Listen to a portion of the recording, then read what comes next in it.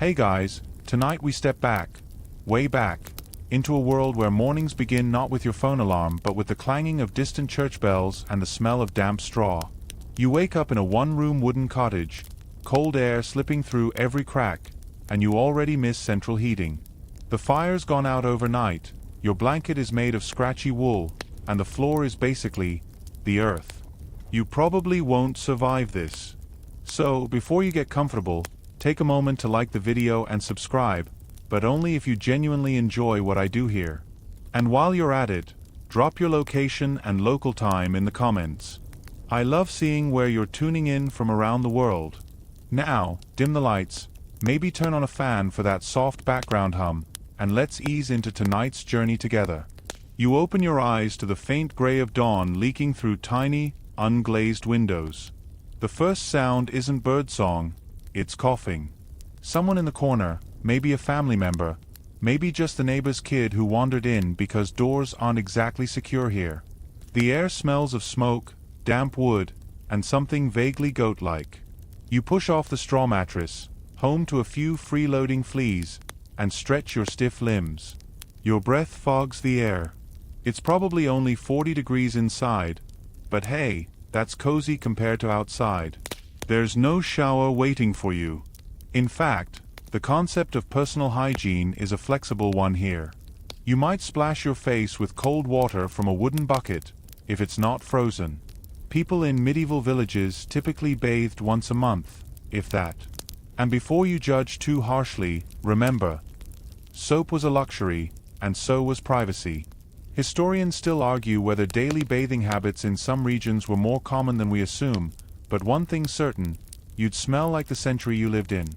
You glance around your home. A single smoky room with a hearth, a few wooden stools, and a loft area above where kids sleep. Chickens wander inside because, yes, indoor poultry was a thing. It's their house too, apparently. And if you're lucky, you've got a piglet or two in a pen out back, though they'll likely end up as next winter's bacon substitute, so don't get too attached. Breakfast time. Except there isn't really breakfast. You get a chunk of coarse bread, maybe yesterday's, maybe last week's. If you're rich, and by rich, I mean the local miller's cousin, you might spread a little lard on it. Most villagers wash it down with weak ale instead of water, since clean water is about as rare as a dentist. Children drink ale too, by the way. Before you gasp, it's barely alcoholic. More like a murky barley tea. Outside, smoke rises from a few neighboring cottages. The village rooster crows like he's paid hourly. You step out onto the muddy path, careful not to sink too deep. Shoes? Sort of. You've got crude leather things tied with string. They're more emotional support footwear than protection. The village itself is small. Maybe a dozen houses clustered near a church, with a few scattered barns. The smell of manure, ash, and humanity hangs in the air, heavy but familiar. Nobody minds it. It's just how the world smells. There's a well in the center, the local gossip hub where people come to fetch water and share the latest scandal, like whose cow escaped or who might be cursed this week. You stretch again, trying to shake the chill, and glance toward the horizon. The Lord's Manor looms there, a stone building that looks both impressive and vaguely moldy. You owe him rent, of course. Everyone does. You work his land, and in return you get protection, sort of. Mostly you just get the privilege of not being chased off it. Feudalism. It's the world's least fun subscription plan. As you trudge toward the field, the mud sticks to your shoes like medieval glue. Birds circle overhead, and you notice how quiet it is compared to modern life. No cars, no hum of electricity, just wind, clanging pots, and the distant bell that marks the hours of prayer. That bell runs your life. The church's schedule dictates when you wake, when you work, when you rest, and when you confess the sin of maybe thinking unholy thoughts about your neighbor's turnips. Let's pause for a second and appreciate how much physical labor your day involves. No power tools, no tractors. Just you, a wooden hoe, and soil that refuses to cooperate. Every muscle you didn't know you had will be sore by noon. You'd kill for a coffee, but coffee won't reach Europe until centuries later. For now, your caffeine substitute is determination. As the sun climbs higher, you start to sweat under your wool tunic. It's itchy, thick, and smells faintly of sheep. Because, well, it is sheep. Clothes are valuable. You probably own one good outfit for Sundays and one for work. Laundry day is a rare event, and detergent is just ashes mixed with lye water. Imagine Tide, but make it medieval. You glance up to see smoke curling from the blacksmith's forge, a sign of life and noise in the distance. The rhythmic clang of metal on metal echoes through the village. Comforting, steady, like a heartbeat. That's where tools, nails, and occasionally weapons are made. You can't afford armor, but it's nice to know someone nearby can fix your plow. By mid-morning, the village is fully awake. Children chase each other through puddles, a dog barks at nothing, and someone's goat escapes again. You overhear gossip about a new tithe, an extra tenth of your harvest due to the Lord. Great. Just what you needed, more unpaid overtime. One quirky tidbit you wouldn't expect?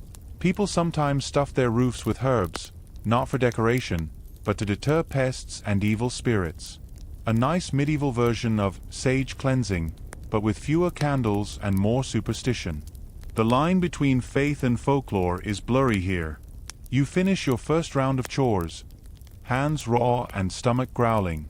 The wind picks up, carrying the scent of damp earth and burning peat. The day stretches endlessly ahead. Historians still argue whether peasants' lives were truly miserable or just monotonous. But either way, you're already exhausted, and it's barely noon. You look back at your tiny cottage, the smoke curling from its crooked chimney. It's not glamorous, but it's home, at least until the next tax collector arrives. You sigh, brush off the mud, and trudge onward. After all, the medieval day waits for no one, least of all a tired, slightly hangry time traveler who misses indoor plumbing. The air outside your cottage tastes like cold iron and wood smoke as you trudge toward the Lord's fields. Your stomach rumbles, but that sad crust of bread earlier has to last until sundown. You clutch a crude wooden rake, trying to look busy before anyone with authority notices you standing still.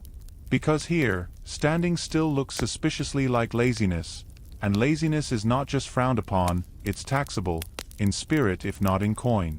A few other villagers shuffle along beside you, muttering greetings. Everyone knows everyone. You can't sneeze without half the town speculating whether it's the plague. Your feudal overlord, Sir whoever he is, technically owns you. Not in the chain and shackle sense, most of the time, but in that complicated, you owe him everything you have, forever, kind of way. The feudal contract is simple enough. He provides land to live on, you provide endless labor and unbending loyalty. It's like a company with no paycheck, benefits, or weekends. You arrive at the open fields, the backbone of medieval life. Long rows of turned earth stretch toward the horizon. Your job today? Help plow, seed, or repair fences chewed up by the neighbor's goat again. The soil is heavy with clay, the tools blunt, and the oxen stubborn. They snort and flick their tails as if to remind you who's really in charge here. You sigh. The modern gym suddenly feels like a paradise of air conditioning and playlists. The village reeve, a sort of middle manager for your lord, strolls past with a stick in hand. He's the guy who makes sure everyone works but somehow never seems to sweat himself. He nods at you, squinting suspiciously, and you quickly start raking with unnecessary enthusiasm. Congratulations. You've just performed the medieval equivalent of pretending to look busy when your boss walks by. By mid-morning, your hands ache. The wooden handle rubs blisters into your palms, and your back protests every bend and lift. Around you, life is loud with effort, the grunt of oxen, the slap of mud, the clatter of wooden tools. Somewhere nearby, a woman shouts at a child for dropping a pail of water, again. The social hierarchy here is ironclad. Above you, the lord. Above him, the baron. Above that, the king, who you'll never meet but will somehow still tax you. Beneath all of them, you, the peasant. serf, villain, tenant. Different names, same story. Bound to the land like a stubborn weed. Historians still argue whether medieval peasants were truly powerless or if they had small freedoms within their lord's domain, but from where you're standing, in ankle-deep mud, it doesn't feel very free. And speaking of mud, you're standing in the byproduct of every nearby animal. The earth beneath your boots is a mix of manure and rainwater that could probably power a small civilization with its stench alone. Yet, strangely, you stop noticing after a while. The brain has a survival mechanism for terrible smells. It simply gives up. By noon, the church bell rings again, echoing across the fields. It's your one blessing, the break. You drop your tool and collapse on a rock, pulling from your sack a small meal, if you can call it that. A chunk of brown bread so dense it could double as a weapon, a few onions, maybe some cheese if you're feeling rich today.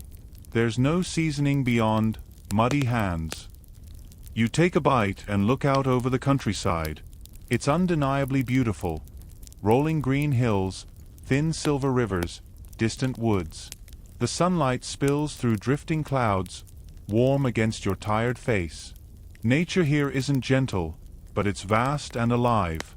You get a moment of peace, a rare commodity in your century. Then you hear hooves.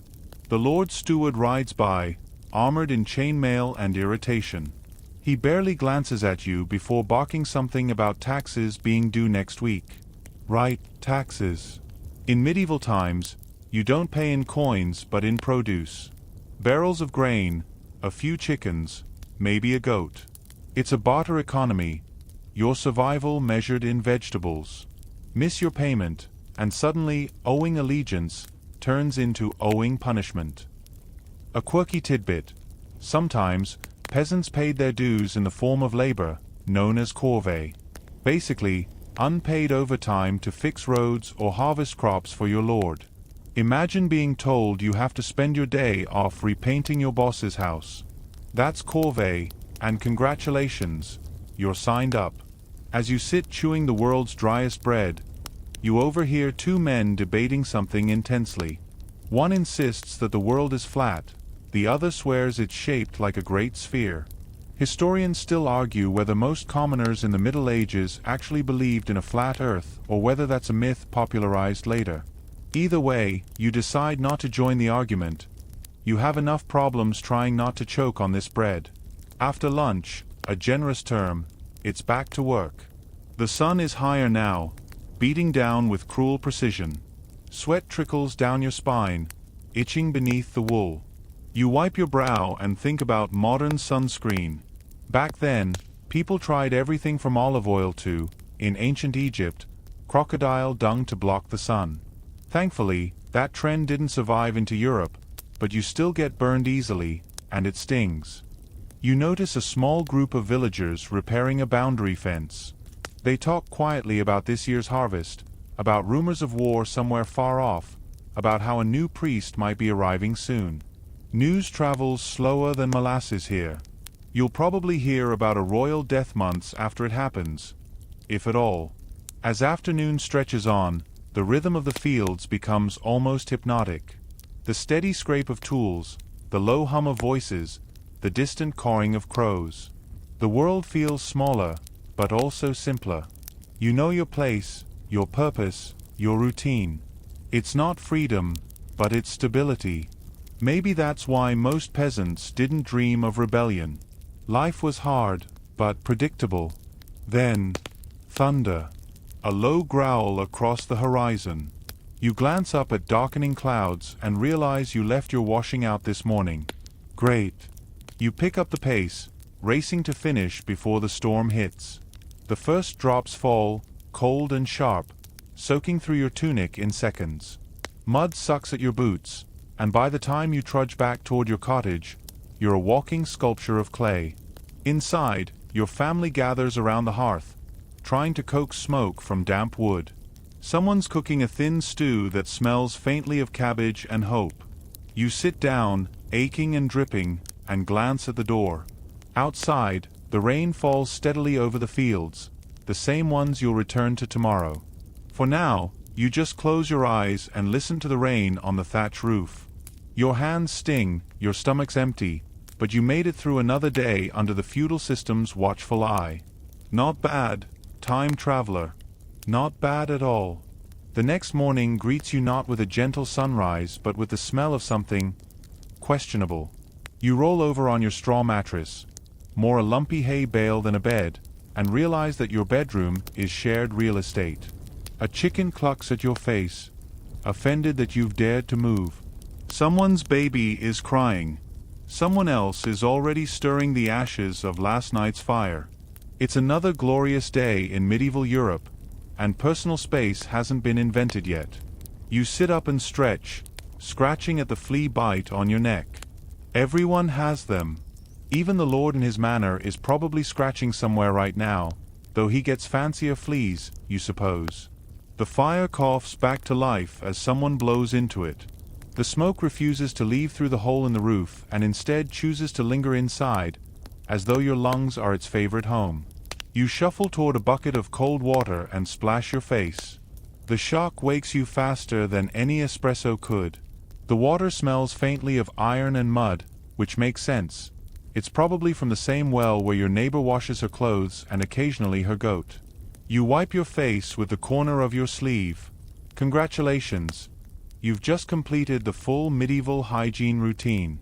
People don't really bathe here, not unless they're unusually fancy or incredibly bored.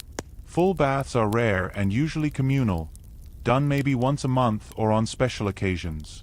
There are public bathhouses in larger towns, where folks soak together in big wooden tubs. Some are respectable, others are less so. Historians still argue whether these bathhouses were places of relaxation or something closer to medieval tinder. Either way, you're probably better off just staying dirty. And everyone smells the same. The air is a blend of sweat, earth, smoke, and fermented everything. Oddly comforting after a while, like your brain just stops caring. People wear linen undergarments to soak up sweat, and those get washed occasionally. Outer garments? Maybe once a season, if you're ambitious. You head outside, bucket in hand, because it's time to empty last night's chamber pot. Indoor plumbing won't arrive for centuries, so your toilet is literally a wooden bucket shared by everyone in the house. You march it across the yard, trying not to slosh. Where does it go? You guessed it.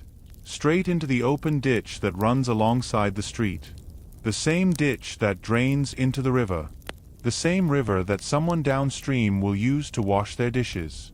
The Middle Ages, recycling before it was cool. You set the bucket down, exhale, and look around the village. The morning is alive with movement. Smoke curling from chimneys, dogs barking, children chasing each other through puddles. Somewhere nearby, a woman yells at her husband to fetch more firewood, and an old man mutters about the weather. It's all wonderfully chaotic in that half-awake, half-starving kind of way. There's no garbage collection, so refuse piles up until someone decides to shovel it into the fields. Flies hover in lazy clouds. Stray cats wander around like unpaid pest control. You spot one now, a scrappy gray cat dragging something unidentifiable from the mud. Good kitty. Don't think too hard about what it's eating. As you walk toward the well, you pass the baker's hut. The smell of fresh bread hits you, and suddenly you're wide awake. You can practically taste it, the crackling crust, the steam curling out as it's sliced. But no, that's not for you. That's for the people who can actually afford it. You'll get yesterday's bread later, if there's any left. You fill your bucket at the well, listening to the chatter around you. Gossip is the medieval social media. Someone mentions that a traveling peddler's been seen on the road. He's selling magic herbs that cure headaches, sadness, and probably death itself. Someone else claims that the miller's wife was seen talking to the blacksmith a bit too long. Scandal. Medieval life may lack Netflix, but drama is never in short supply. A quirky fact for you. Some medieval towns had professional gong farmers. Their job? Cleaning out cesspits and latrines. By hand. Usually at night, when the smell was slightly less overwhelming. They were well paid but socially shunned, like rock stars of sanitation. You, however, are not a gong farmer, so consider yourself lucky. By late morning, it's time to scrub your tunic. You head to the stream with a handful of ash soap, a crumbly mix of lye, water, and sheer optimism. You dunk your clothes and beat them against a rock. The water turns cloudy immediately. Around you, other villagers are doing the same, chatting about whose cow kicked the bucket and whose child caught a fever. Life is fragile here. A simple cough can turn deadly. Historians still debate how much access peasants had to medical care, but in villages like yours, care usually means prayers and herbs. Sometimes the local wise woman offers advice, but half the time it's as useful as rubbing onions on your forehead. Still, it feels nice to do something when life feels so uncertain. You hang your tunic on a stick to dry and sit on the grass. The sun warms your face, and for a moment, the world feels almost peaceful. The rhythm of daily chores, the sound of rushing water, the clucking of chickens, it's all strangely soothing. You realize that boredom, that slow hum of repetition, is the default state of medieval existence. Days blur into one another, each task predictable, each struggle familiar. Of course, the smell never leaves you. Even when you're clean, you're still a mix of smoke and soil. But so is everyone else. The nobles in their castles might wear perfumes made from crushed flowers and ambergris. Yes, that's whale vomit. But you? You smell like honest work and survival. There's a strange pride in that. You put your tunic back on, still damp, but what choice do you have? And head back toward home. A group of children run past, one carrying a stick like a sword, yelling something about dragons. You smile. You might not have dragons, but you do have lice. That's close enough. Back inside, the day stretches ahead. More chores, more mud, more smoke. You stir the pot hanging over the fire and wonder if this is what boredom felt like before Wi-Fi. But maybe there's something to it. Life stripped down to its essentials. Food, fire, shelter, gossip. The simplicity might be maddening to your modern brain, but it's also quiet, safe. You lie back, listening to the soft crackle of the hearth. Outside, the bell rings for midday prayers.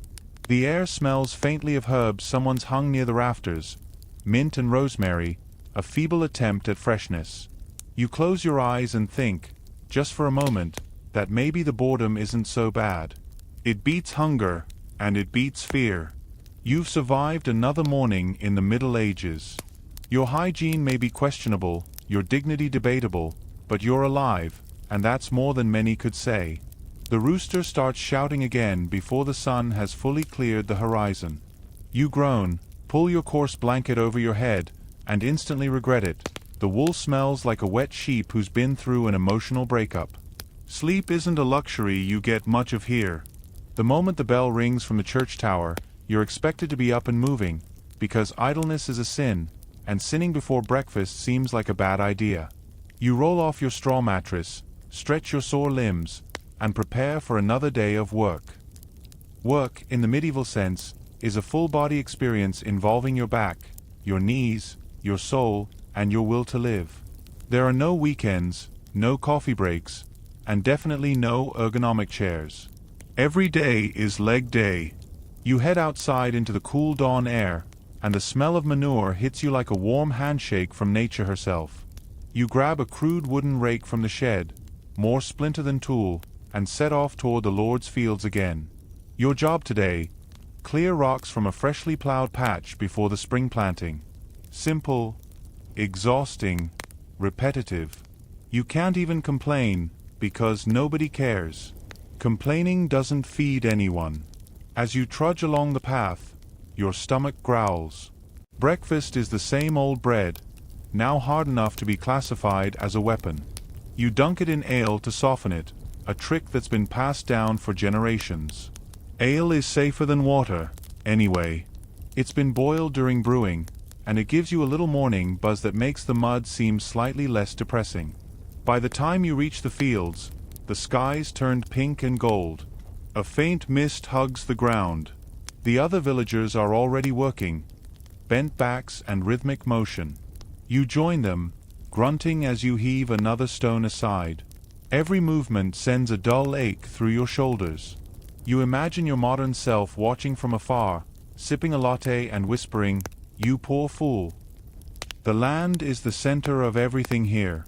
It's life, food, wealth, and identity all in one. You don't own it, your lord does, but you tend it like it's yours, because your family's survival depends on this soil behaving itself. The rhythm of your life matches the rhythm of the seasons. Plowing, planting, weeding, harvesting. Then winter, when the cold creeps into your bones, and you hope your stored grain lasts longer than the frost. You stop for a moment, leaning on your rake, and look around. The landscape stretches in every direction.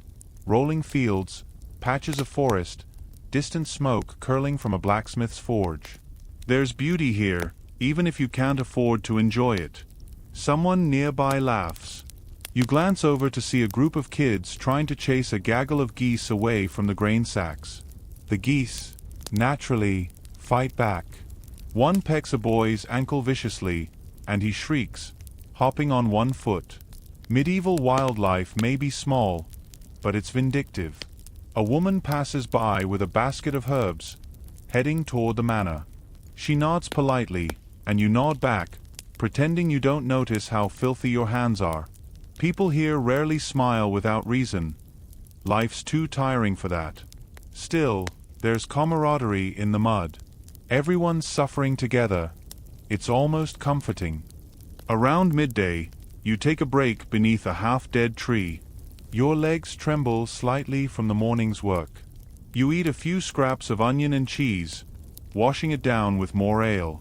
A bee buzzes near your ear, and for a moment you just sit there, staring at the field, letting the monotony wash over you. Historians still argue whether medieval peasants were truly miserable or simply accustomed to hardship. Some records suggest festivals, dances, and laughter between long bouts of labor. Others describe relentless toil from dawn to dusk. Maybe both are true. Maybe humans have always been finding tiny joys in exhausting lives. You get back up and start again. Each stone you lift feels heavier than the last. Your palms are blistered, and dirt grinds under your fingernails. A joke from one of the men nearby breaks the silence. Something about the Reeve's donkey being smarter than the Reeve himself. You laugh weakly, mostly because it's true. In the distance, you spot the manor's steward riding by on horseback, keeping watch. He's not exactly feared, but everyone straightens their backs a little when he appears. He's the bridge between your muddy world and the Lord's comfortable one. If he likes you, your life is slightly easier. If not, well, you might find yourself reassigned to ditch-digging duty. A quirky tidbit for you. Sometimes medieval peasants did fight geese, not just for fun, but for sport.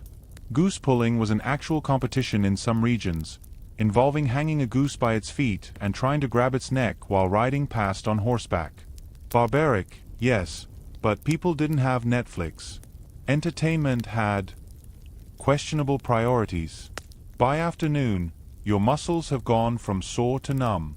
You find yourself in a kind of trance, moving, lifting, breathing, sweating. The repetition is hypnotic. It's easy to see how time blurs here.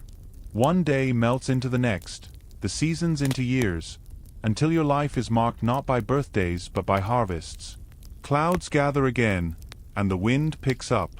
You glance toward the distant church spire and whisper a quick prayer, not out of deep faith, but out of habit. The church controls much of life here. Calendars, tithes, even holidays.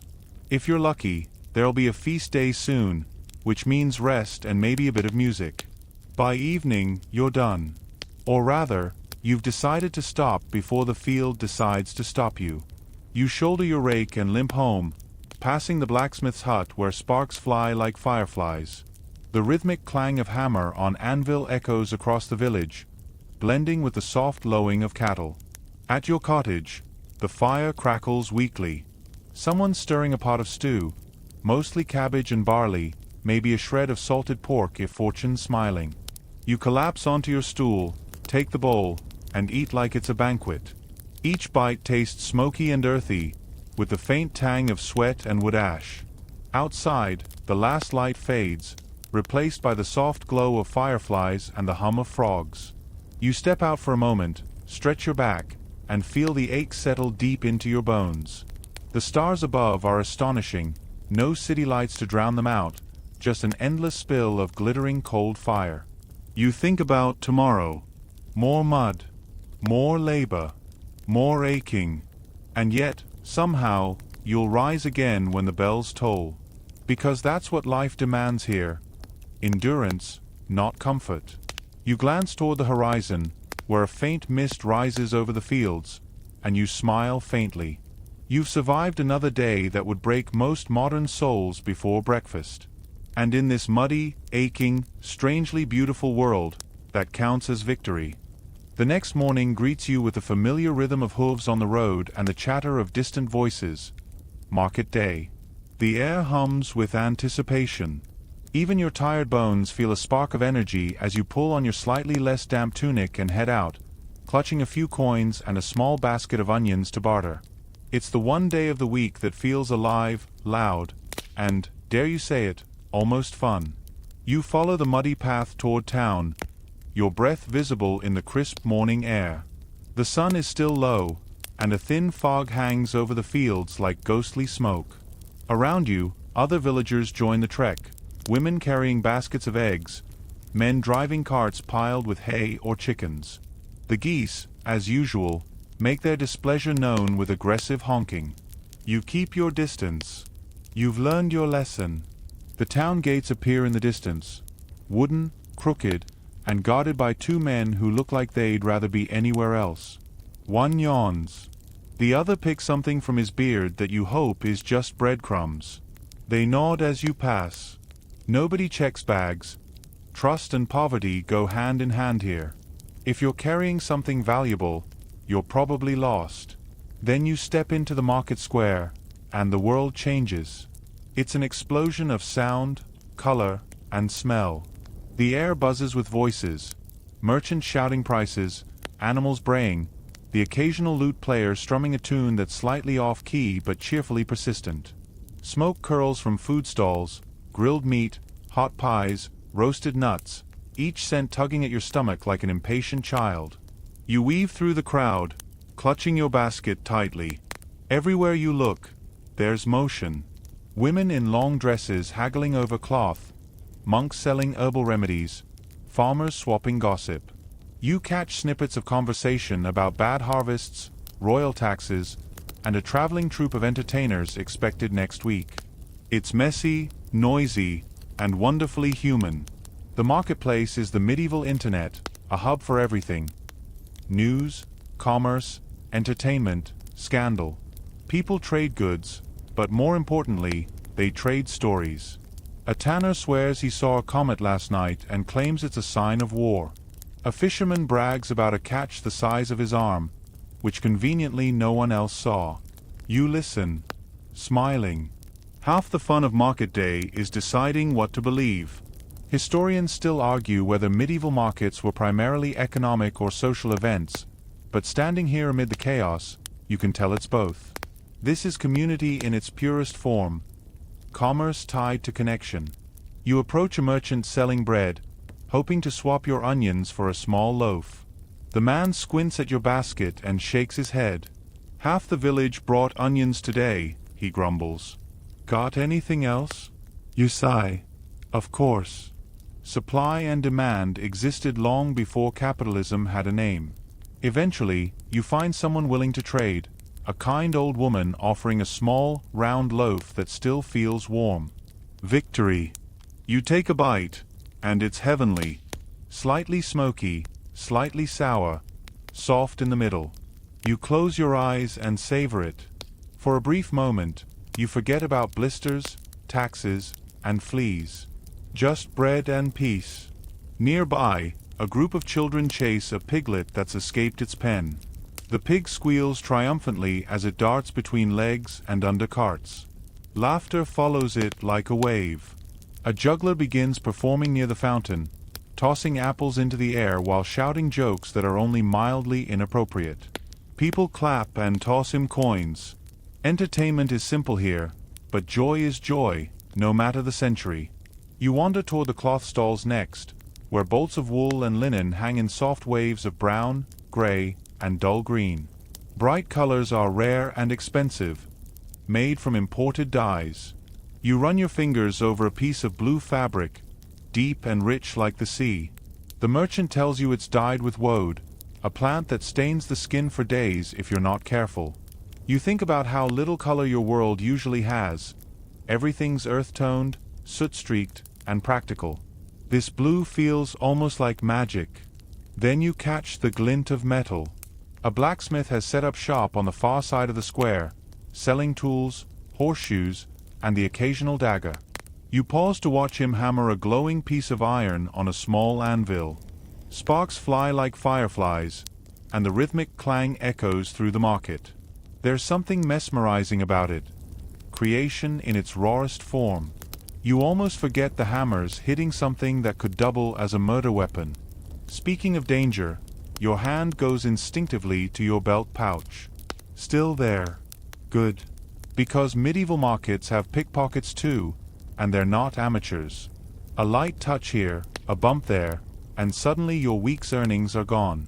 You stay alert, scanning the crowd. A young boy brushes past you. Too quick, too smooth. You glance down. Still got your coins. He wasn't that good. A quirky tidbit. Some markets actually hired criers to read out local laws and gossip to the illiterate crowd. Imagine a medieval news anchor, shouting updates about crop failures and scandalous priest behavior. You hear one now, a red-faced man in a tunic ringing a bell, announcing new taxes on ale. The crowd groans collectively. You join them out of solidarity. By midday, the sun is high, and the market reaches full chaos mode. Chickens escape, merchants argue, a dog steals a sausage and causes a small riot. You stand at the edge, chewing your bread and grinning. It's a mess, but it's alive. For one day a week, the monotony of peasant life breaks into something loud and unpredictable.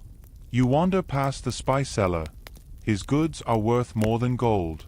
Tiny sacks of pepper, cinnamon, and cloves brought from lands you'll never see. He lets you smell one, and your senses explode.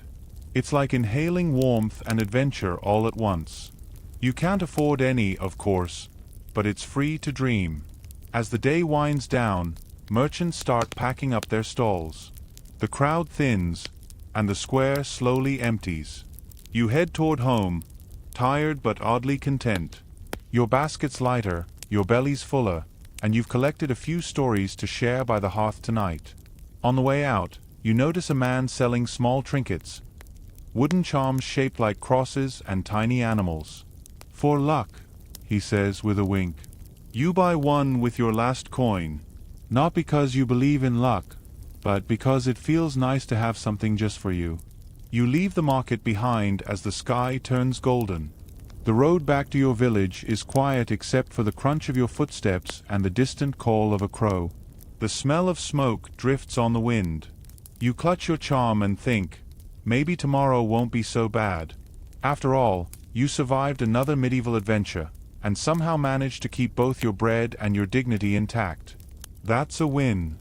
The morning fog hangs heavy and still, swallowing sound as you make your way down the narrow village path. Today isn't for field work or markets. Today, unfortunately, is about your aching arm.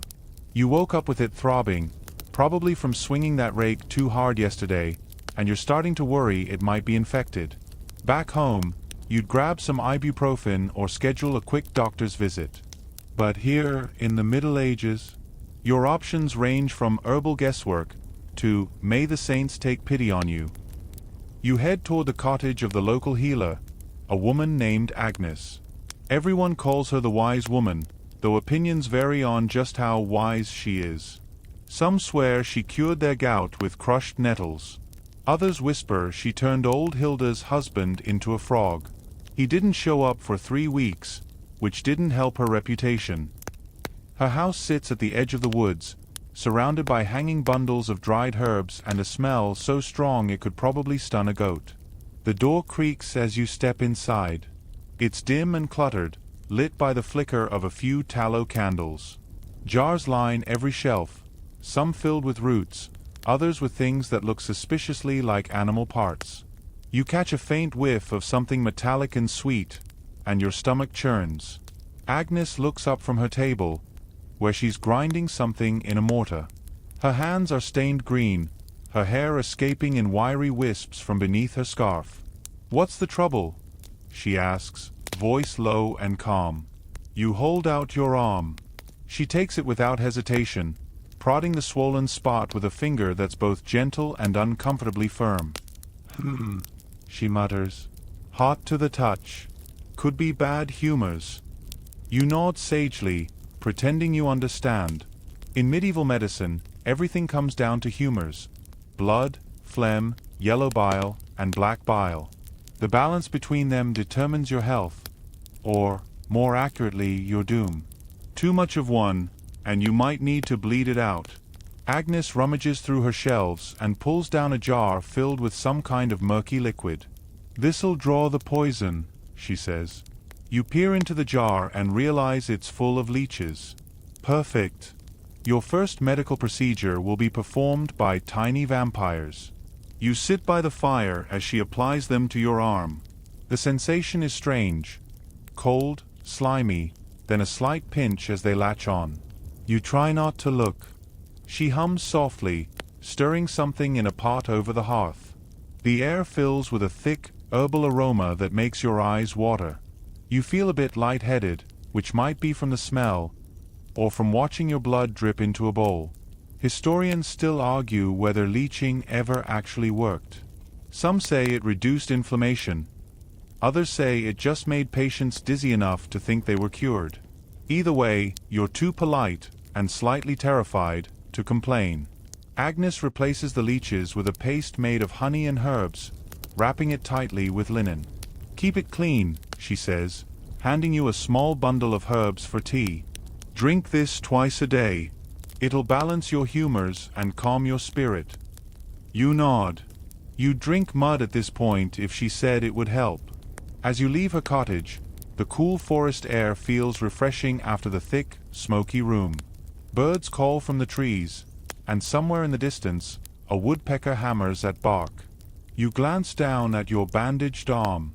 It stings, but maybe, just maybe, it feels a little better already. On the way back to the village, you pass a group of children gathering wildflowers. One of them waves a handful of bright yellow blooms and proudly announces they're sun-healing weeds. You smile. Folk medicine runs deep here. Everyone believes nature has an answer if you just ask the right plant politely enough. Still, not every healer is as benign as Agnes. Some towns have physicians, educated men who diagnose by reading Latin texts instead of actually touching the patient.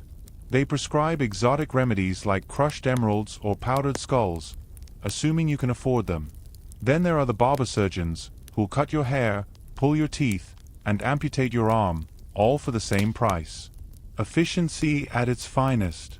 You remember hearing once that barber poles, those red and white spirals, symbolize the blood and bandages from this very trade. It's true, though at the moment, you'd rather not think about spinning blood. You make it back to your cottage just as the afternoon sun breaks through the clouds. The warmth feels good on your skin. Your arm throbs, but in a manageable way. Maybe Agnes's mix of leeches and honey wasn't total madness after all. Your neighbor, Thomas, leans over his fence, chewing on a blade of grass. "You see Agnes?" he asks. You nod, showing him the bandage. He grins. "Ah, she's got the touch. Fixed my cousin's bad eye once with a frog poultice." You blink. "Eh, what?" He waves a hand. "Don't ask. It worked. That's what matters." That evening, as the sun sinks and shadows stretch across the fields, you sip your herbal tea. It tastes like boiled weeds and sadness, but it's oddly soothing. You can't help but marvel at how much of medieval life is pure faith. Faith in herbs, in saints, in the idea that somehow, against all odds, your body will figure things out. You watch the firelight flicker on the walls, feeling your eyelids grow heavy. The hum of crickets drifts in through the cracks. Somewhere outside, a dog barks lazily. For all its discomfort, this world has its rhythms: work, rest, pain, healing. Over and over, like the wheel of seasons. A quirky tidbit floats to mind as you drift toward sleep. Some healers swore that powdered unicorn horn cured poison. Of course, unicorns were conveniently hard to find, but that didn't stop merchants from selling narwhal tusks as the real thing. You chuckle softly. Humanity's been faking it till they make it for centuries.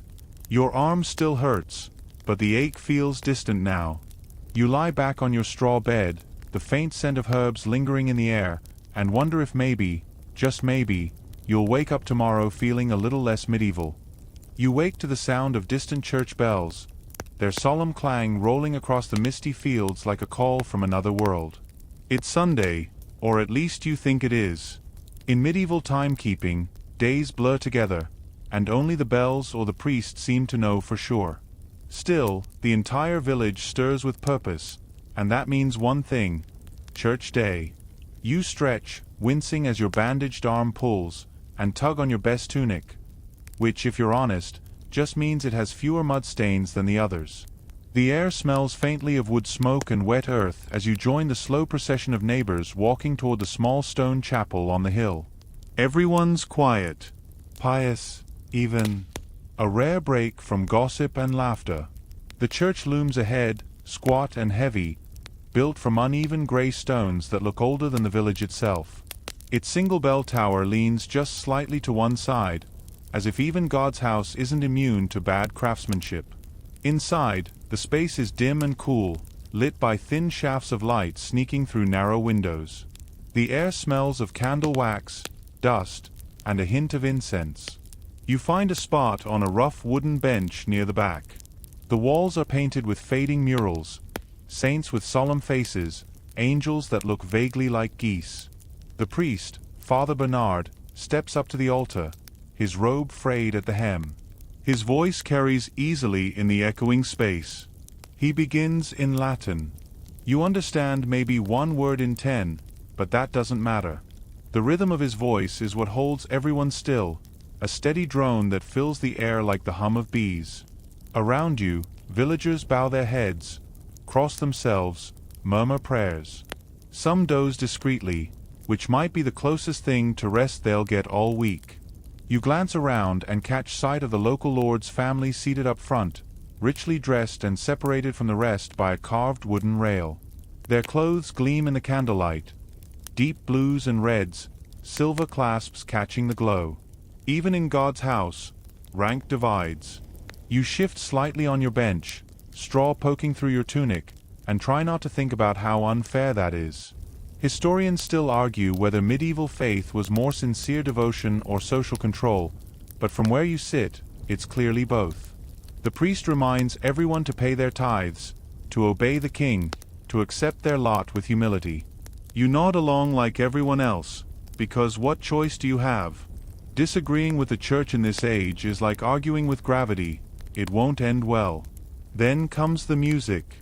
A few monks begin to chant, their voices low and steady, weaving together in haunting harmony. The sound is hypnotic, strange, and beautiful. You don't understand the words, but you feel them. They vibrate through your bones, washing over you like water. For a moment, you forget the cold, the hunger, the backbreaking work. You just exist, suspended in sound. After the service, the crowd spills out into the sunlight, blinking and stretching. The somber faces quickly melt into chatter. Children chase each other between gravestones, women compare loaves for the communal meal, and men discuss the weather as if their crops depend on it, because they do. You join a group gathered near the well. Someone brings out ale, thin and sour but drinkable. There's laughter again, light and familiar. Church might be about salvation, but the real magic happens afterward, when people remember they're still human. You spot Father Bernard making his rounds, blessing babies and inspecting the bread table. He's a kind enough man, though his sermons lean heavily toward fire and brimstone. Once, he warned that dancing after dark invites demons. You tried it anyway, and unless mosquitoes count as demons, you were fine. A quirky tidbit slips into your mind. Some churches actually sold indulgences, slips of paper promising reduced time in purgatory, for a price, of course. It's like spiritual insurance. Not that your tiny village can afford that sort of luxury, but it's comforting to know that even sin management has an upgrade plan. As you wander the churchyard, you notice a group gathered around a wooden shrine. Someone claims the statue of Saint Margaret blinked last night. You lean closer. The statue's face is cracked, the paint flaking, the expression forever frozen in mild disapproval. Still, a few villagers drop coins at its base, just in case. You think about doing the same. Never hurts to hedge your bets. The communal meal begins shortly after, a rough feast laid out on long wooden boards. Bread, cheese, onions, a bit of salted pork. Simple but hearty. You sit between Thomas and his sister, who talks about a traveling preacher rumored to have healed a blind man in the next town. You nod, chewing thoughtfully. You've learned that in the Middle Ages, miracles and gossip share the same delivery route. As the sun climbs higher, the atmosphere softens. Children nap in the grass, dogs sniff under the tables, and someone strums a lute out of tune. You lie back for a moment, feeling the warmth on your face. It's peaceful in a way modern life rarely allows. No screens, no deadlines, just the slow rhythm of people being together. Still, even on this sacred day, the undercurrent of fear hums quietly. Plague, famine, raids. Life is fragile. Faith is the thread that holds it all together. You can't help but admire that, even if the logic sometimes feels upside down. Later, as you head home, you pass by the church again. The bells hang silent now, and the doors stand open. Inside, you see Father Bernard sweeping the floor, humming softly. You pause, watching the light shift through the windows. For all the sermons and rituals, this quiet, humble act feels like the truest form of devotion you've seen all day. On your way back, you find yourself humming one of the chants under your breath. The notes drift lazily in the afternoon air, mixing with birdsong and the distant creak of cart wheels. For once, your world doesn't feel entirely hostile. You think, maybe, you wouldn't mind another Sunday like this. Bells and bread, faith and laughter. After all, surviving medieval life isn't just about endurance. It's about finding the tiny, sacred pauses between all the chaos. By now, you've learned that medieval life is equal parts exhaustion and surprise. And today, surprise wins. You're woken before dawn not by the usual rooster, but by shouting. Real shouting. Urgent. You sit up, straw sticking in your hair, and peer out the small window. Torches flicker in the fog. The sound of hooves thunders on the road. Someone's yelling, "The Lord's men are coming." Your stomach drops. That's rarely good news. You throw on your tunic and stumble outside, blinking against the torchlight. The village square buzzes with nervous energy. Men grabbing tools that could double as weapons, women pulling children inside, dogs barking like it's their moment to shine. You spot your neighbor Thomas, pale and wide-eyed. "What's happening?" you ask. He shrugs. "Could be taxes. Could be soldiers. Could be both." Lovely. The medieval equivalent of a double parking ticket. A dozen mounted men appear through the fog, armor glinting dully in the torchlight. At their head rides a stern-faced knight, his surcoat emblazoned with a lord's crest, a golden hawk on a red field. The horses snort and stamp, the villagers bow their heads, and you try very hard not to make eye contact. The knight dismounts with the grace of someone who's never had to dig a ditch. "By order of his lordship," he declares, Each household will provide one able-bodied man for road work. The king's men march through next month, and the path must be made fit for them. You glance down at your blistered hands. Able-bodied. That's technically you. Congratulations. You've been drafted into manual labor. Again. The night continues. Those who cannot work will provide grain instead. He scans the crowd, his gaze sharp and dispassionate. You can almost hear the villagers' collective groan. It's not like anyone here has extra grain to spare. Historians still argue whether feudal lords offered true protection in exchange for labor or just exploited their peasants outright. Standing here in the chill dawn, watching the night's men take notes and point at homes, the answer feels depressingly obvious. By mid-morning, you're standing at the edge of the forest with a group of equally unlucky villagers, shovels and picks in hand. The road ahead looks less like a path and more like a muddy suggestion. The foreman, a thick man with a beard that could shelter a family of sparrows, barks orders. Dig the ditches, lay the stones, and no slacking. His lordship rides through tomorrow to inspect. You sigh and start digging. The earth is heavy with moisture, sticking to your boots and clinging to your shovel. Each scoop feels like it weighs as much as a small pig. The air fills with the sound of scraping metal, grunts, and the occasional creative curse, though everyone keeps it quiet enough that the foreman can't hear. After an hour, your muscles ache in new and interesting ways. You glance at Thomas, who's sweating so hard it looks like he's melting. Think they'll actually use this road? You mutter. He snorts. Nah. They'll take the upper route. This is just so his lordship can say he's improving the kingdom. The medieval version of paperwork, basically. Around midday, a wagon arrives carrying barrels of ale and a few loaves of bread. The foreman announces a short break, and everyone collapses in the shade like soldiers returning from war. You gulp down water from a wooden cup and tear into your bread. It's stale, but it tastes divine after hours of labor. One of the older workers, a man missing half his teeth, leans in conspiratorially. You know, he says, back in my father's day, they used prisoners for this work. Said it was punishment for theft. He chuckles. Now it's just Tuesday. You laugh, but it's a tired laugh. The kind that ends with a sigh. A quirky tidbit comes to mind. Medieval road builders sometimes used broken pottery and animal bones as filler beneath stone layers, an early, if accidental, form of recycling. You look down at your muddy trench and wonder if your hard work will one day confuse an archaeologist. The sun climbs higher, baking your neck and turning the mud to tacky sludge. Every so often, a rider from the castle trots by, inspecting the progress. None of them dismount. None of them thank you.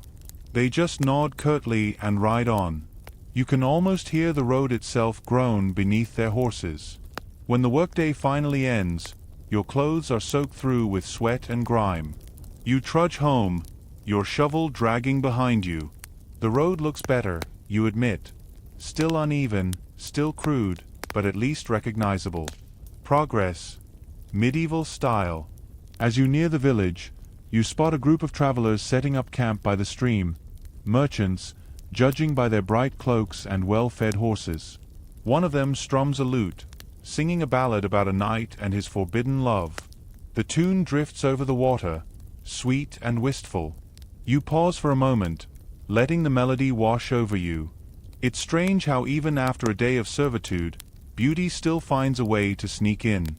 You stop by the tavern before heading home, just to sit for a while. The air is thick with smoke and laughter. Someone's telling a story about a peasant who tricked a tax collector into marrying a goat. You chuckle along with the others. Humor is the only tax exemption you get here. Later, as you walk back to your cottage under a deep indigo sky, your muscles throb, but your mind drifts. You think about the night, about how sure he looked on his horse, and you wonder what it would feel like to live even one day without the weight of obligation. But then you glance around, the flicker of torches, the smell of bread baking, the low murmur of your neighbors settling in for the night, and realize this world, harsh as it is, has its own kind of balance. The powerful build their roads. The rest of you build your lives around them. You step through your door, peel off your boots, and sink onto your straw bed. Outside, a wolf howls somewhere far off. You close your eyes, smiling faintly. Another day survived. Another story carved into the mud. Maybe tomorrow, you tell yourself, the road will feel a little smoother beneath your feet. The following morning starts differently. No shouting, no hooves, no forced labor summons.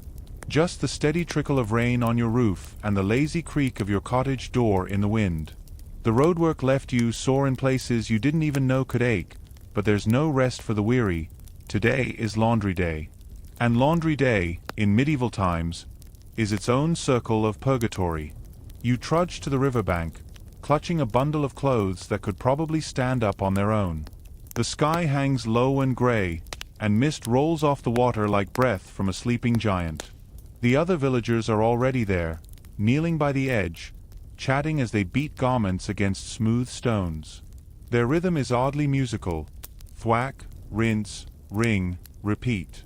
You pick a spot and kneel, wincing as your knees meet cold mud. The water bites at your fingers as you dunk your shirt. There's no soap as you'd know it, just lye made from ash, sometimes mixed with stale urine to whiten fabrics. You wrinkle your nose. Why does it smell like that? You ask the woman next to you. She grins. That's the scent of purity. Right. Eau de chamber pot. The lye burns slightly, and you try to ignore the sting as you scrub. The river carries away the grime in slow, swirling ribbons. It's oddly hypnotic, in a mildly depressing way. Historians still argue whether medieval laundry was a community chore or a social event. Standing here, surrounded by gossip and laughter, it's clearly both. The riverbank hums with talk. Who's courting who, whose cow escaped, whose bread went mysteriously missing. You realize news travels faster through rinse water than through royal couriers. A woman named Edith, who seems to know everyone's secrets, leans toward you. Did you hear? The miller's wife got caught with the blacksmith.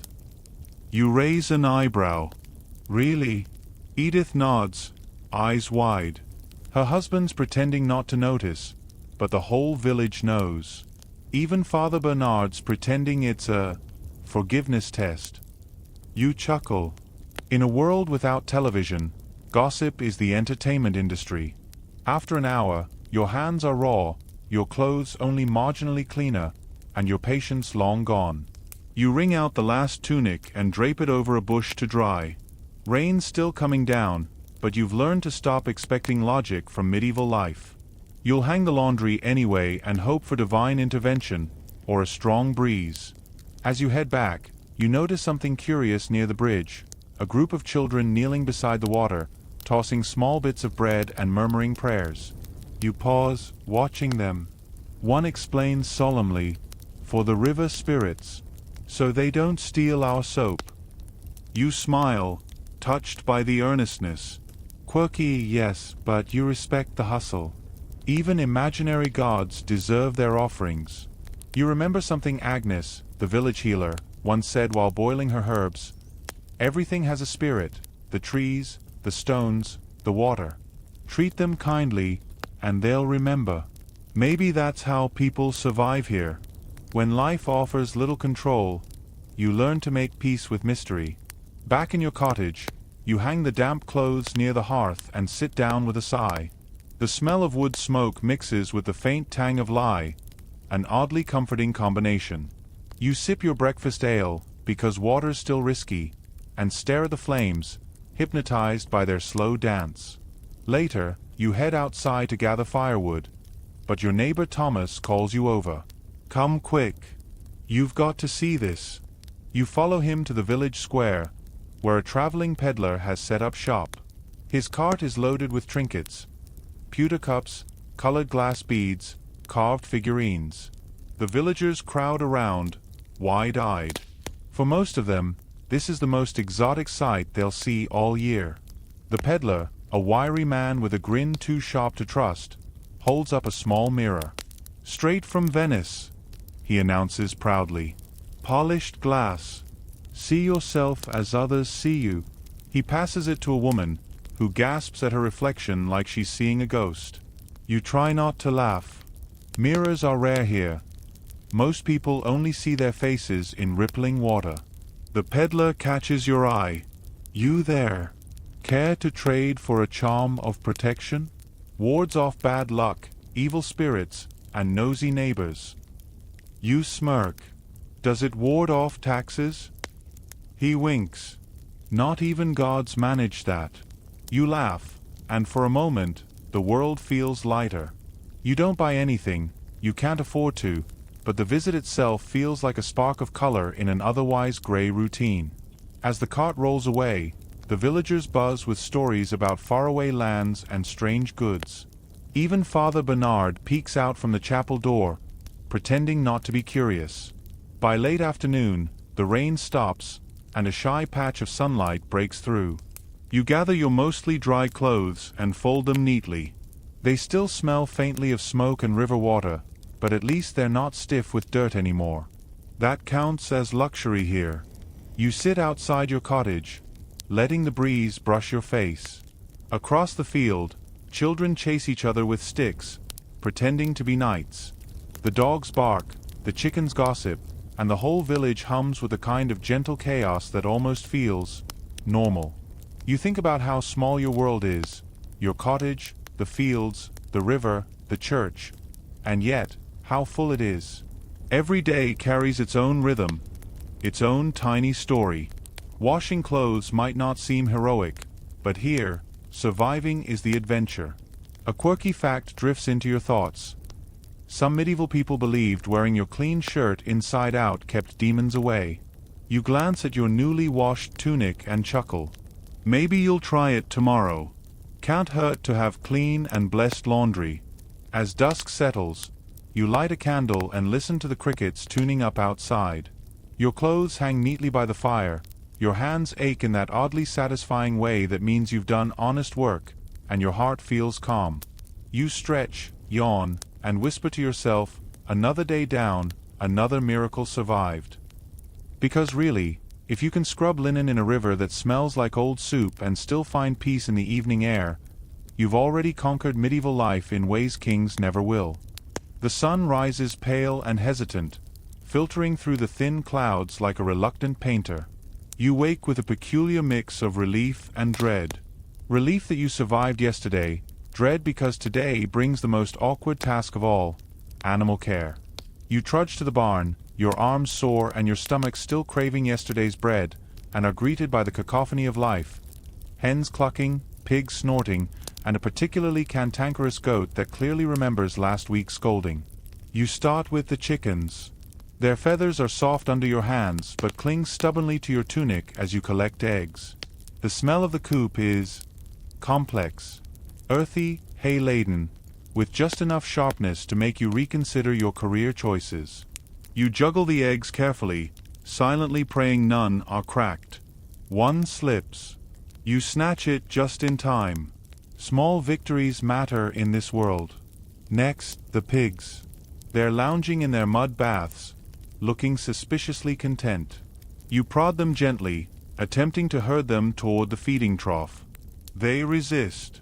Not out of malice, but sheer laziness and the knowledge that humans exist to serve them.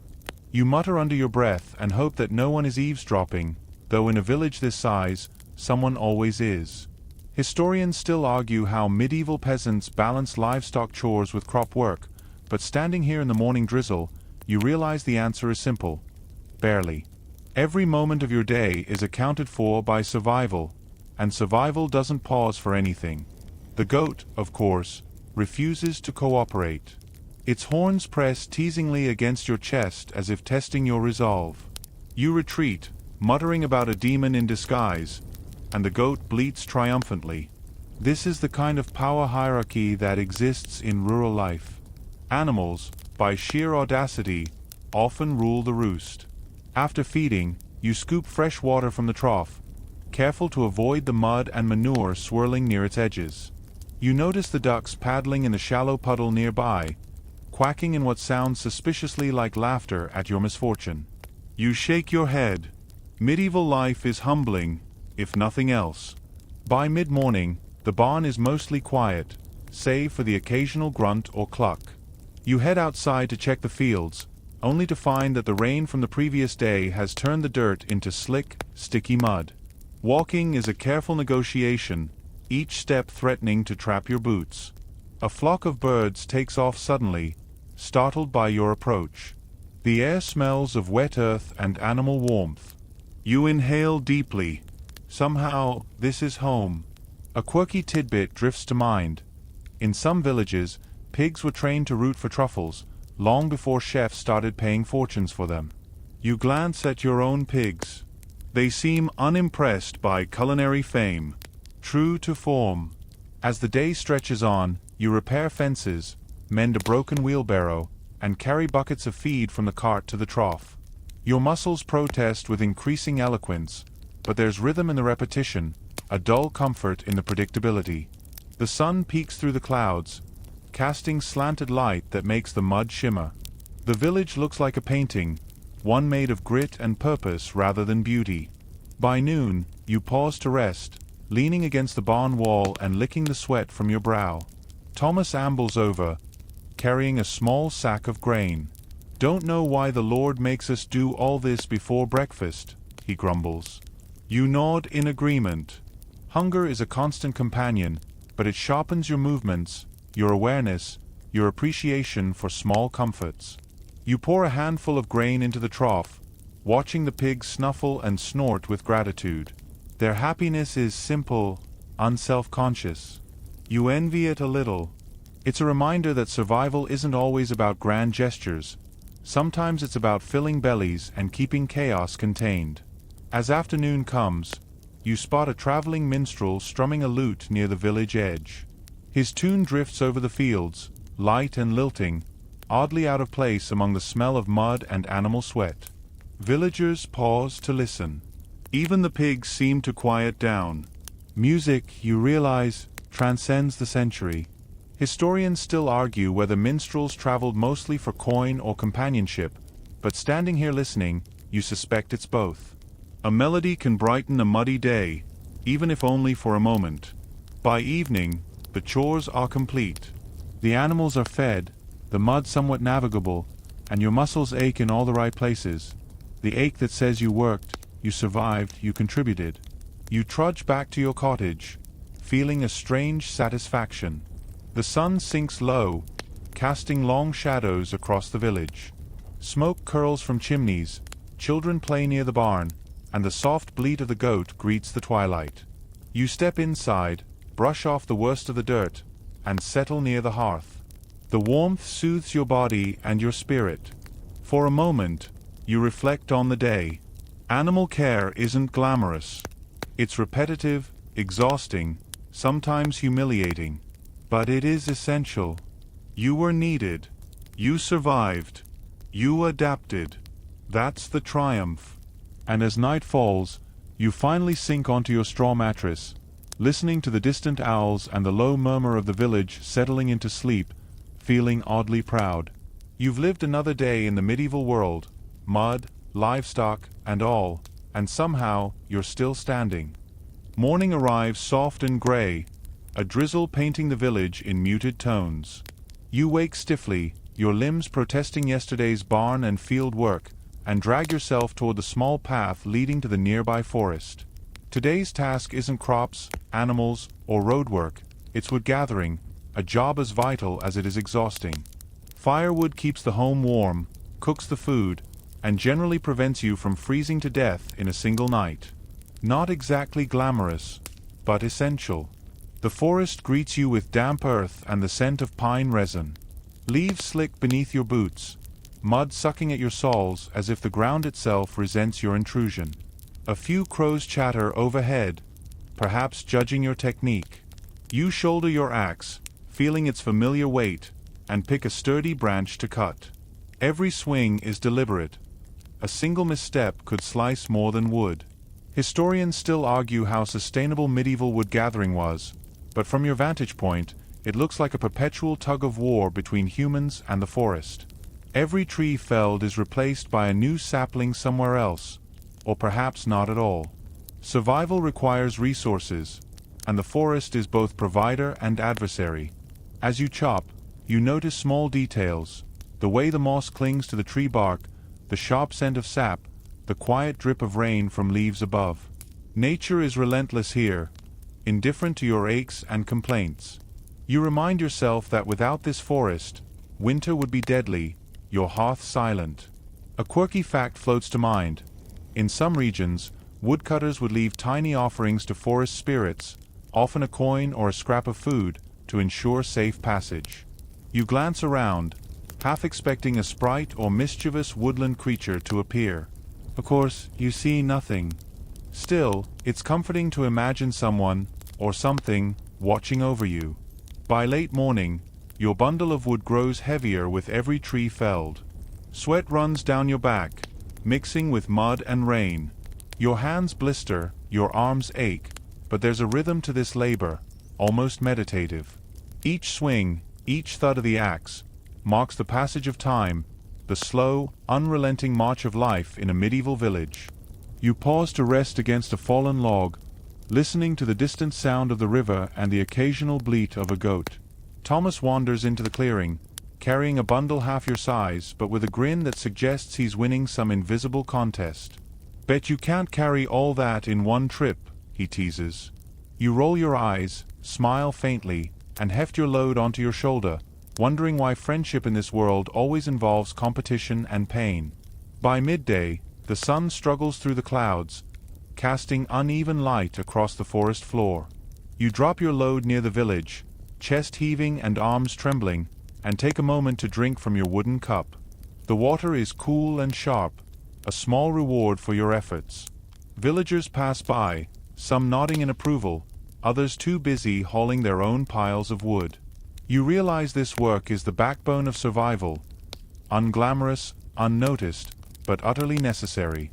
A scholarly debate comes to mind.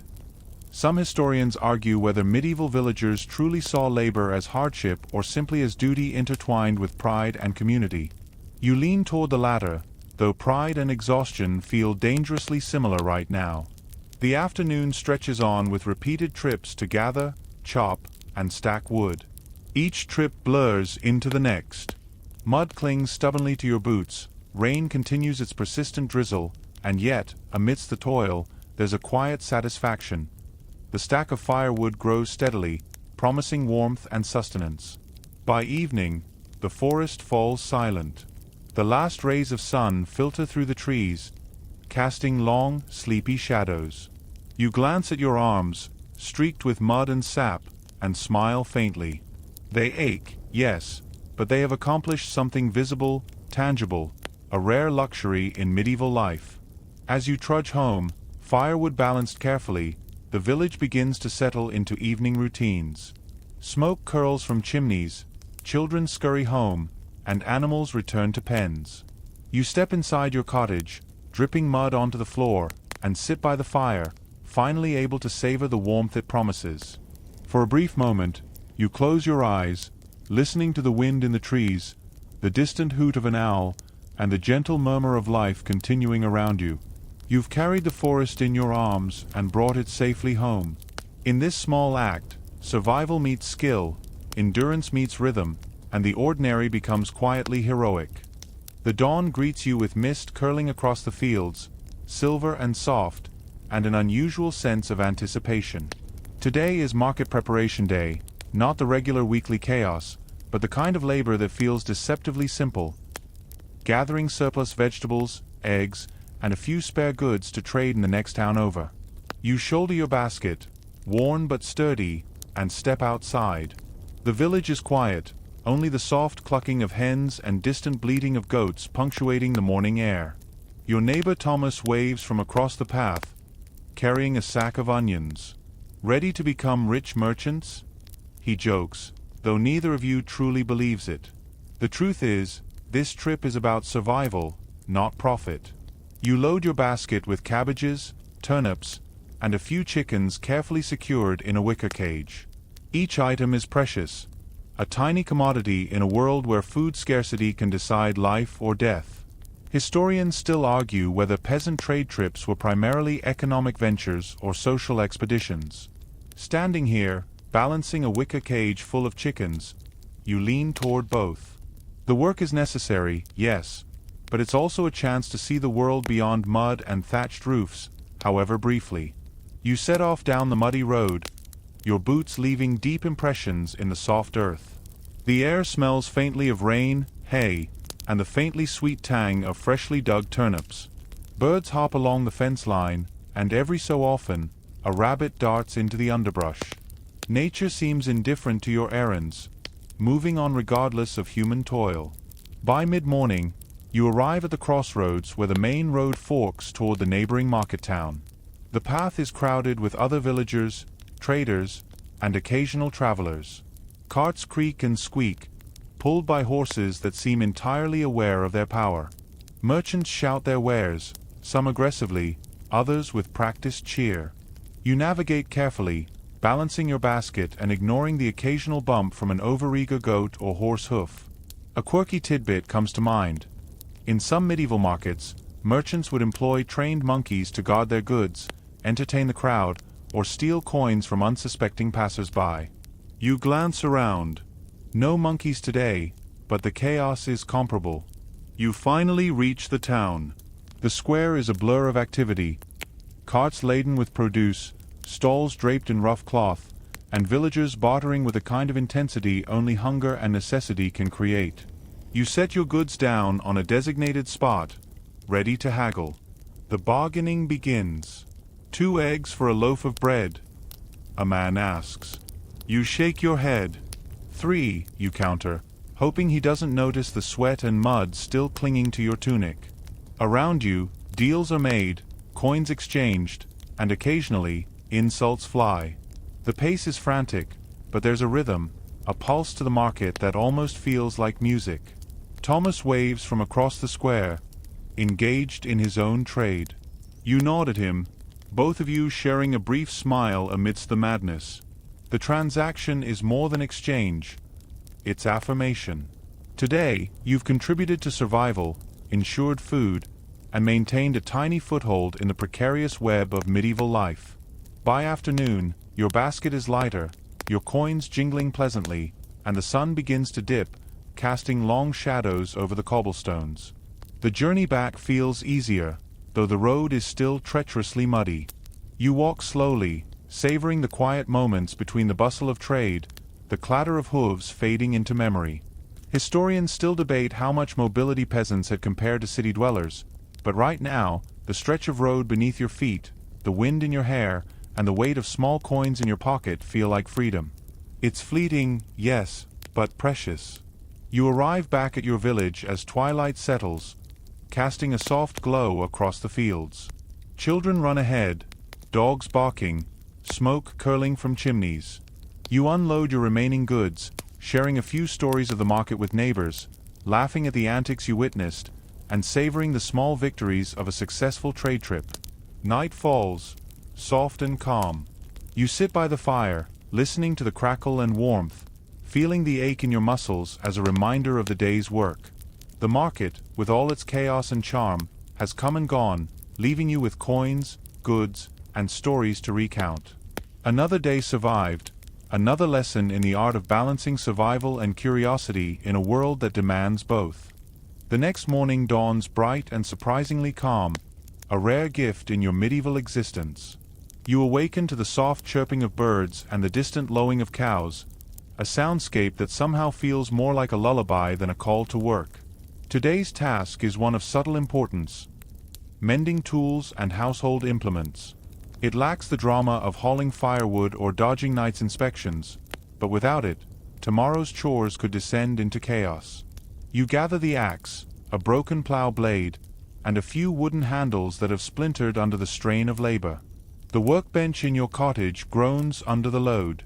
Each tool demands attention, patience, and a certain quiet reverence.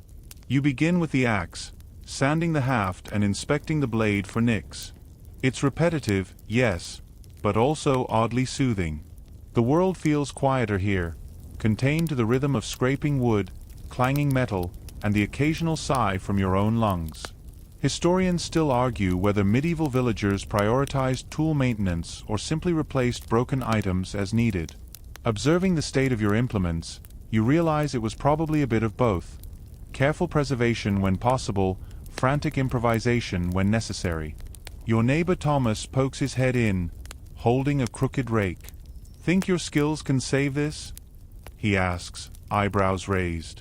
You smirk, knowing he secretly doubts you, and nod. "Watch and learn," you reply.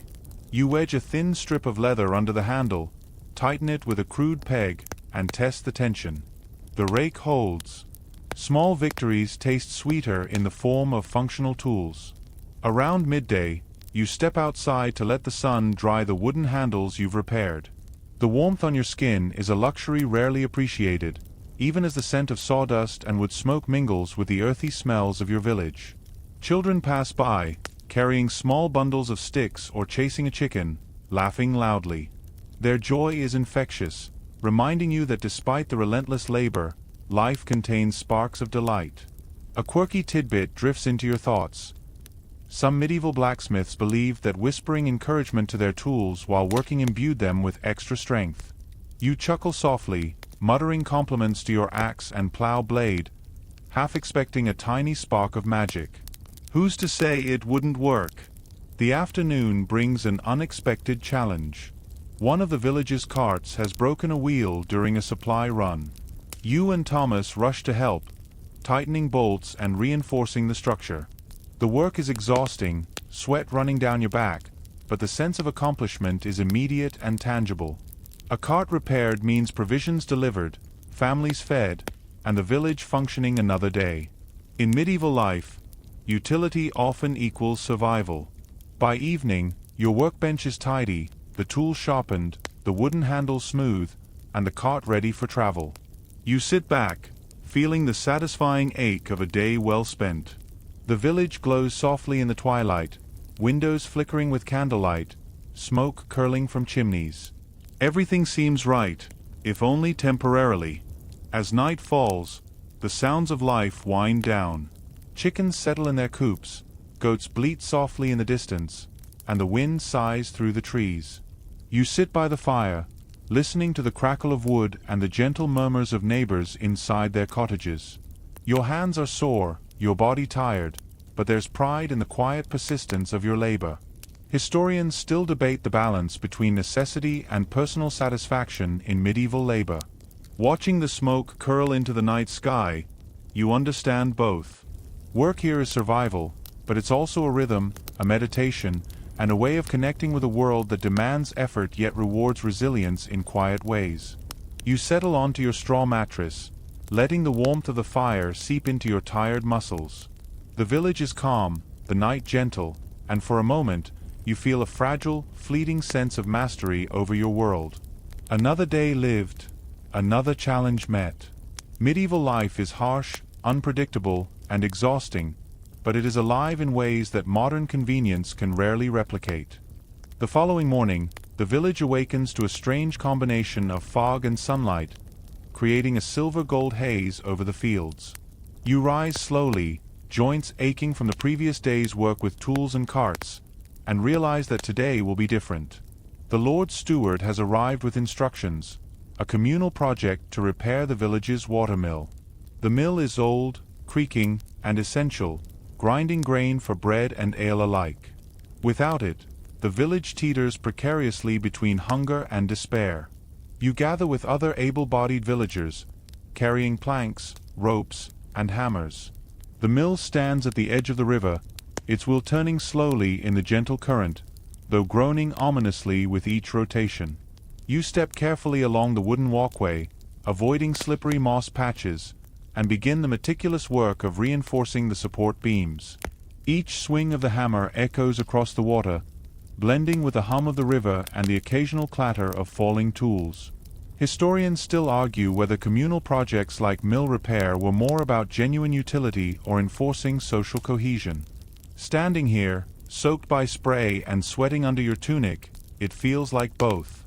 Everyone works, everyone contributes, and in the process, the village survives another season. At one point, A young apprentice trips over a loose plank, narrowly avoiding the wheel. You grab him, steadying his balance, and for a fleeting second, marvel at the responsibility of life in a small medieval community. Every action carries weight, every misstep matters, and yet there's a rhythm to it. A shared understanding that the work is bigger than any single person. A quirky fact drifts into your thoughts. Some medieval millwrights believed that carving tiny faces into the beams would protect the structure from misfortune. You glance at a beam and notice a faint, crude face etched in the wood. Perhaps it worked. Perhaps it didn't. Either way, it adds a strange charm to the labor. Hours pass in sweaty, wet toil. Rope slips through your fingers, nails bend, and boards groan under weight, but the wheel begins to turn more smoothly. Villagers exchange jokes, mutter complaints, and occasionally pause to admire their progress. The mixture of exhaustion and accomplishment feels oddly satisfying. By mid-afternoon, the wheel spins steadily, water flowing through the mill race with renewed vigor. Children gather at the edge, tossing pebbles into the river, their laughter a stark contrast to the hard labor. You wipe mud from your brow and take a deep breath, tasting the damp, earthy air. The satisfaction of a repaired mill is immense. It ensures bread, ale, and the continuance of daily life. Thomas leans against a post, grinning despite mud-streaked clothes. "Never thought fixing wood could feel heroic," he says. You chuckle. It's not glamorous, but heroism in medieval times often comes disguised as mundane survival. As the sun begins to lower, casting warm reflections on the river, you step back to admire the structure. The wheel turns, the mill hums, and the village is sustained for another season. It's an almost meditative moment, a pause between the relentless demands of work and the quiet anticipation of night. Historians still debate how much pride versus obligation motivated medieval villagers in communal projects. From where you stand, soaked, muddy, and aching, it's impossible to separate the two. Survival, community, and satisfaction intertwine like the timbers beneath your hands. Evening falls, soft and cool. The village carries on around you, smoke curling from cottages, animals settling in pens, and distant laughter carrying across the fields. You trudge home, exhausted but quietly fulfilled, aware that today, like countless days before and countless more to come, you've contributed to something enduring. By night, you sit near the fire, listening to the gentle roar of the river and the distant hoot of an owl. Your body aches, your hands are blackened with soot and sap, but there's pride in the work done. You've kept the mill turning, ensured bread in bellies, and survived another day in a world that demands resilience, adaptability, and patience. The day dawns quiet and gentle, a rare reprieve from the relentless pace of medieval life. You wake slowly, stretching on your straw mattress, feeling the familiar aches of limbs worked hard and long. Outside, the village hums with subdued activity. Smoke curls from chimneys, hens cluck, and somewhere a goat bleats insistently, probably reminding its owner that it expects breakfast on schedule. Today, the pace feels different, softer. An almost ceremonial final day in your unbroken string of survival. Your first task is tending to the garden. The cabbages and turnips, carefully nurtured over weeks, have grown stubbornly toward the sun. You bend to check the soil, noticing small earthworms wriggling among the roots. Their presence is a quiet reassurance that life persists even in hardship. You pull weeds, gently prune leaves, and harvest the ripest vegetables, balancing the produce in your arms with care. Historians still argue whether medieval gardens were primarily practical or symbolic, offering sustenance as well as a quiet reflection of order in an otherwise chaotic world. Standing here among rows of green, you understand both. The work is nourishing and grounding, a tactile reminder that effort yields fruit, sometimes literally. By mid-morning, neighbors join, carrying baskets of their own harvest. You exchange greetings, share tips, and occasionally laugh at minor misadventures, a wayward carrot that refuses to be pulled, a chicken wandering into a row of sprouts. Even in toil, community endures, providing warmth, humor, and camaraderie. A quirky tidbit floats into your mind. Medieval gardeners sometimes planted herbs not just for cooking but to ward off evil spirits. Basil at the threshold, sage in corners. Practicality intertwined with superstition. You glance at your own small patch of rosemary, wondering if it also serves a mystical purpose. After the harvest, you help construct a small fence around the garden, keeping out marauding animals. Thomas joins, complaining playfully about the crookedness of your handiwork, and you reply with mock indignation. The day moves in a gentle rhythm. Lift, dig, tie, adjust. Each motion feels familiar, meditative, a lullaby of labor. By afternoon, the village bell signals the end of communal labor. You pause to watch the sunlight slant across the fields, glinting off the river and touching each thatched roof with gold. Children laugh in the distance, chasing a dog that doesn't particularly care about games. Everything hums with quiet life, small but persistent. The evening draws in, cool and soft. You step back from the garden, hands dirt-streaked, muscles tired, and feel the satisfaction of a week lived fully. Even mundane tasks, watering, weeding, stacking, feel heroic in retrospect, testaments to endurance, ingenuity, and the simple determination to persist. Historians still debate whether survival or adaptation was the greater triumph in medieval daily life, but today, you feel both. Each chore, each struggle, each small victory contributes to the steady, resilient heartbeat of existence here. You return home, settle near the fire, and let the gentle warmth seep into your aching muscles. Outside, the wind whispers through trees, carrying the faint scent of herbs and river. You close your eyes, heart calm, mind drifting, and for the first time in a week, the world feels steady, comprehensible, and quietly magical. A quirky, final thought lingers as sleep edges closer.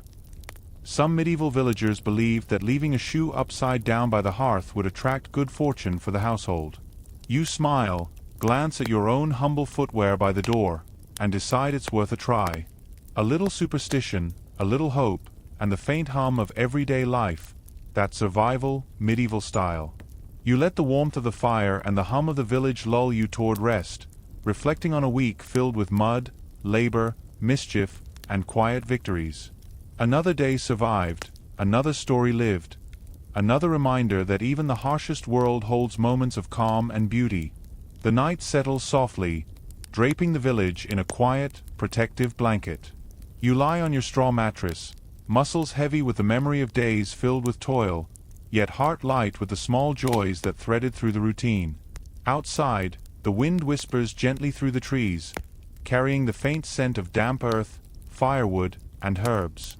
It's a rhythm older than the village itself, a slow, steady pulse that mirrors your own breathing. You think back over the week, hauling wood, tending animals, washing clothes in cold rivers, repairing tools, trading at the market, and even helping the mill turn again. Each day demanded patience, strength, and attention to detail, and each day gave back something in return, a sense of accomplishment, connection, and survival.